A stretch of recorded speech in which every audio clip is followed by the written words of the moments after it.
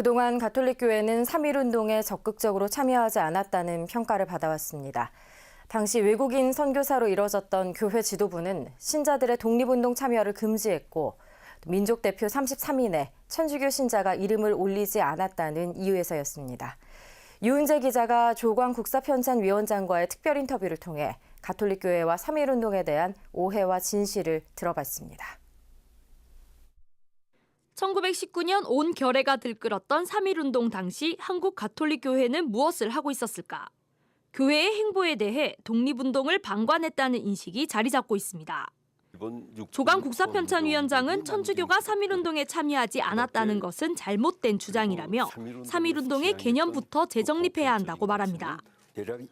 조 위원장은 그동안 3.1운동에 대해 일제가 축소 보고한 대로 인식하고 있었다며 전체 인구의 6% 이상이 참여한 전국적인 움직임에 천주교 신자들의 활동이 빠질 수는 없다고 주장했습니다.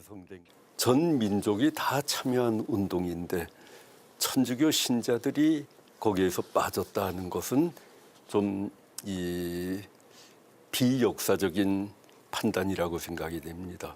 실제로 일본의 재판 기록을 보더라도 60여 명 이상의 천주교 신자들이 이 운동에 참여를 해서 구금이 되고 있는 걸 볼 수가 있고 그 밖에 많은 기록들을 볼 때 신자들의 입장에서의 참여가 꽤 있었다고 생각이 됩니다.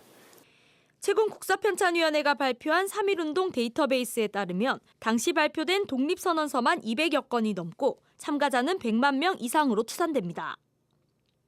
3.1운동 참여 규모와 범위에 대한 새로운 연구가 계속되는 만큼 천주교가 무관했다는 인식도 재검토돼야 한다는 겁니다. 다만 교회 지도부가 선교권을 보장받기 위해 정교 분리를 내세워 신자들의 독립운동 참여를 금지했던 것은 사실이라며 시대착오적인 판단이었다고 평가했습니다.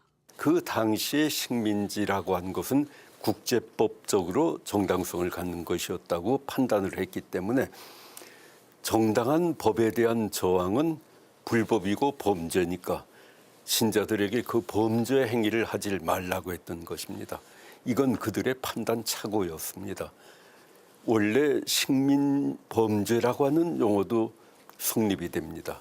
전쟁을 주도하고 일으킨 사람들이 전쟁 범죄자로 몰리듯이 식민지화를 깨야 한다는 것도 인간의 가장 기본적인 권력을 무너뜨리는 작업이니까 식민 범죄라고 하는 것도 충분히 성립이 되는데 그 범죄 행위를 정당하게 인정했다는 것 자체가 그건 잘못된 인정이었죠.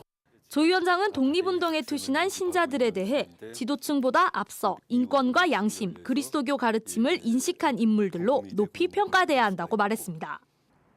아울러 3.1운동을 100년 전 사건이 아닌 정신으로 받아들여야 한다며 자유와 평등, 형제애와 인권, 사회정의를 그리스도인의 생활 속에서 실천해야 한다고 말했습니다. 인권을 위한 투쟁이라고 하는 거, 이것은 교회가 하나의 기관으로서 해야 될 일도 있지만은 신자 개개인이 인권의 존중을 위해서 해야 될 일도 적지 않게 많이 있는 것이죠. 뭐 고용인과 고용주의 관계라든지 아니면은 또 인권을 위해서 다른 사람들 가진 자와 안 가진 자 그리고 이 고통에 처해 있는 사람들 등등에 대한 배려는 기관 단위로도 할 수 있지만은 신자 개개인의 차원에서도 할 수가 있는 것이니까 이를 위한 구체적인 노력들이 일어나야 될 것입니다. CPBC 유은재입니다.